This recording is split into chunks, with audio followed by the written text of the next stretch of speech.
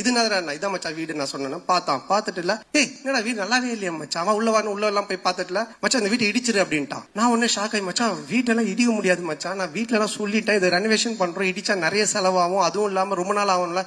கம்னு நீ ஏதாவது ஒண்ணு இப்படிதான் பண்ணு ஏடா கூடமா, அதுக்கப்புறமா வந்துட்டு இது சரியில்லை அது சரியில்லைன்னு சொல்லிட்டு இருப்பேன் அப்படின்னு சொல்லிட்டு என்ன பண்ணிட்டானா வீட்டை இடிக்க சொல்லி உடனே அவங்க ஃப்ரெண்டுக்கு ஃபோன் பண்ணி இது மாதிரி மச்சான் சந்தான வீடு தான் அட்ரஸ் நான் உனக்கு அனுப்புறேன், இந்த வீட்டை வந்து இடிச்சு ஃபுல்லா டெமாலிஷ் பண்றேன். உடனே அவன் வந்து ஒரு பாய்க்கு ஃபோன் பண்ணா, ஒரு பாய் ஒருத்தர் வந்தாரு. சண்டே நைட் இது நடக்குது, மண்டே டியூஸ்டே வெட்னஸ்டே தேர்ஸ்டே இடிச்சு தரமட்டமாக்கி எல்லாத்தையும் வாரின்னு போயிட்டாங்க. வெள்ளிக்கிழமை எங்க அம்மா ஒய்ஃபும் போய் விலை கேத்துவாங்கல்ல, அவங்க வெள்ளிக்கிழமை போயிருக்காங்க. நான் சொல்லல ஏன்னா திட்டுவாங்க அப்படின்ட்டு. எங்க அம்மா போயிட்டு வீட்டை காணும் சொல்லி தேடிக்கிட்டே இருக்கிறாங்க. இந்த தெருவு போயிருக்காங்க, அந்த தெருவு போயிருக்கிறாங்க.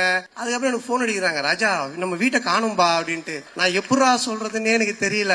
அதுக்கப்புறம் கொஞ்சம் வீட்டுக்கு வரமா நான் சொல்ற மாட்டேன், வீட்டை காணுனாரு. இல்லம்மா நான் வந்து சொல்றேன்ட்டா. அம்மா இல்லம்மா ஆரியா வந்தா அன்னைக்கு பாத்துட்டு வீட்டை இடிச்சிரு புதுசா காட்டலாம் நல்லா வரும், அவன் சொன்னா கரெக்டா இருக்குமா அப்படின்னு. உடனே எங்க அம்மா ஷாக்கா, ஏண்டா நீங்க 2 பேரும் படத்துல தானடா அப்படி பண்ணுவீங்க, நிஜ வாழ்க்கையில மாடா பண்ணுவீங்க, ஒரு வீட்டை இடிச்சிட்டு கிரவுண்டா ஆக்கி வச்சிருக்கீங்க.